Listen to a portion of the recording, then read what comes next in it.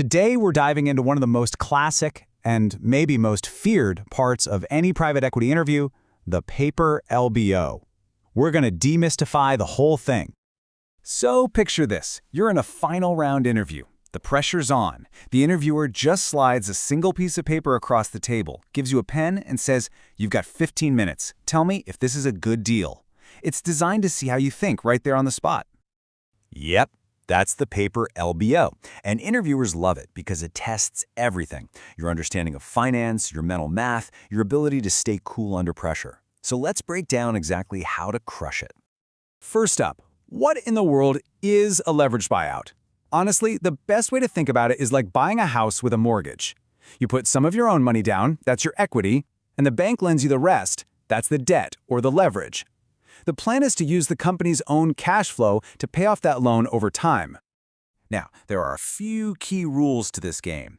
It's all done by hand. No laptops, no Excel. You're on the clock, usually less than 15 minutes. And to make it even possible, the numbers are always nice and simple. They actually want you to round your numbers to keep things moving. So, to handle this kind of pressure, you need a game plan, a mental map.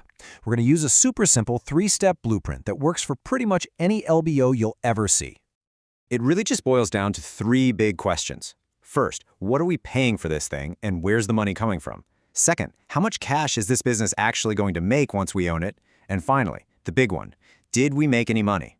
At the end of the day, every investment model is just trying to answer that one question. How much did we put in versus how much did we get out? All right, enough theory. Let's actually do one. We're going to take our blueprint and apply it to a case study, just as if we were sitting in that interview room. Let's pretend we're a PE firm about to buy a company we'll call Company Alpha. Okay, this slide right here is our cheat sheet. It gives us all the key ingredients we need to solve the problem, how we value the company, how much debt we can use, how fast it's growing, all the good stuff is right here. Let's dive into step 1, figuring out the price tag. We start with the company's revenue, $200 million. The margin is 50%, so that gives us $100 million in EBITDA, which is kind of like its core profit. And we're told we have to pay 10 times that amount. And boom, that gets us to our purchase price, a nice round $1 billion. That's the total value of the business we're trying to buy. So how are we going to pay that $1 billion? Well, this is the leveraged part, right? The assumptions told us we can borrow 5 times the company's EBITDA. Since EBITDA was $100 million, that means we can get $500 million in debt from the bank. The other half? Well, that has to come out of our own pocket. And there it is. That's our skin in the game. $500 million is the actual check our private equity firm has to write. That's the money in. Remember that number. Okay, we've bought the company. Now we're on to step 2. We've got to figure out how much cash this business is going to generate over the next 3 years. This is where we do most of the number crunching.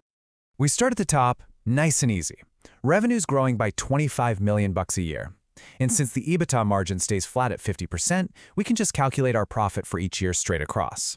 Next, we need to subtract D&A, depreciation and amortization.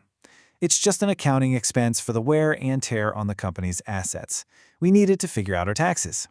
In this case, it's just a simple 10% of revenue each year. Now, we've got to pay the bank, so we subtract the interest on our $500 million in debt. That's a flat $50 million a year. Then we apply that 50% tax rate, and that gets us all the way down to the bottom line, our net income for each year. Now here's a really important shortcut, and it's a common trick in these interviews. To get from net income to the actual cash the business generates, or free cash flow, you normally add back that D&A and then subtract capital expenditures. But for this problem, they're both the same amount, so they just cancel each other out, which means our net income is our free cash flow. Simple, right? We did it. We forecasted the cash. Now for the best part, step 3, the payoff. We're going to calculate our final returns and see if this whole thing was worth it. First, we just add up all the cash the company produced. So $20 million in year 1, plus $25 in year 2, plus $30 in year 3, that gives us $75 million total. That's cash we can use to start paying down that big loan we took out. Okay, so 3 years have passed, and it's time to sell the company. We take our final year's EBITDA, which is about $138 million, and we sell it for that same 10x multiple. That gives us an exit price of about $1.4 billion. From that, we subtract our remaining debt, which is now down to $425 million. And what's left over? That's all ours. And this is the moment of truth. This is what it all comes down to. We put in $500 million of our own cash. 3 years later, we walk away with about $1 billion. We literally doubled our money.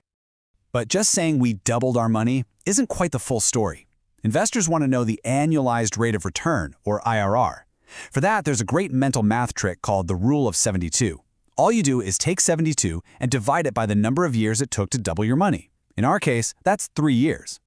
And that gets us to our final answer, a 2.0x MOIC, which stands for multiple of invested capital, that's our doubling our money part, and an IRR, or internal rate of return, of about 25%. And let me tell you, that is a fantastic result for a private equity deal. So, we solved the problem. We got the right answer. It's a good deal. But the interview isn't really over. The real thinking starts now. A 2x return is great, but a great investor is already thinking, what would it take to make this a 5x return? Could we pay less, use more debt, grow the company faster?